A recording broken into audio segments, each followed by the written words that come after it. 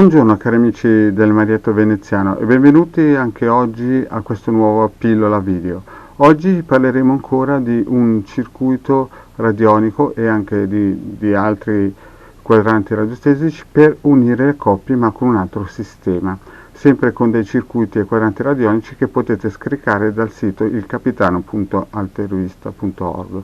Bene, iniziamo. Ipotizziamo che noi vogliamo provarci con questo circuito, quindi abbiamo il nostro quadrante radiostesico per la valutazione e quindi cosa facciamo? Mettiamo il nostro testimone del tipo o della signora o del signore che vogliamo unire con noi o altre due coppie, lo mettiamo qui nel centro, prendiamo il nostro pendolino e formuliamo la domanda se possiamo usare questo quadrante circuito radionico per unire le coppie, e vedete che il pendolino risponde affermativamente sì.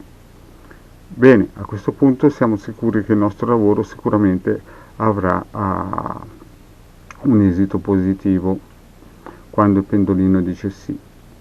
Allora ci fermiamo e chiediamo per quanto tempo possiamo mettere i due testimoni, perché ipotizziamo che siano due persone che noi vogliamo unire, no? Sono due persone estranee a noi, no? Allora cosa facciamo? Togliamo il quadrante radiostesico per la valutazione e usiamo il quadrante radiostesico per la valutazione dell'ora, sempre lo potete sempre scaricare gratuitamente da ilcapitano.altervista.org nella sezione download. Bene. Mettiamo i nostri testimoni nel centro, che potrebbe essere una foto, dei capelli, la scritta del nome e cognome su un foglietto di carta. Lo prendiamo e chiediamo per quante ore noi dobbiamo lasciare nel primo circuito, che adesso vedremo, per fare in modo che si aggregano. Bene, noi vediamo, chiediamo quante ore devono stare nel primo circuito e voilà, e il risultato è 6 ore. Bene, quindi noi abbiamo capito che per minimo 6 ore i due testimoni devono stare nel primo circuito. Bene, a questo punto togliamo il nostro quadrante radiostesico per valutare l'ora e usiamo questo quadrante. Questo quadrante è un quadrante con l'OM circondato da tutte le forze planetarie, vedete? Quindi tutte le forze planetarie confluiscono per dare una forza all'OM, che è il suono primordiale universale. Quindi noi metteremo i nostri testimoni dentro qui per fare in modo che prendano armonia, amore, forza. Prendiamo ancora il nostro pendolino, ipotizziamo che ci sia nome, cognome o le fotografie delle due persone e le aggreghiamo col pendolino. Vedete? Quando noi dobbiamo fare minimo 21 giri, massimo all'infinito, cioè fin quando non si ferma il pendolino.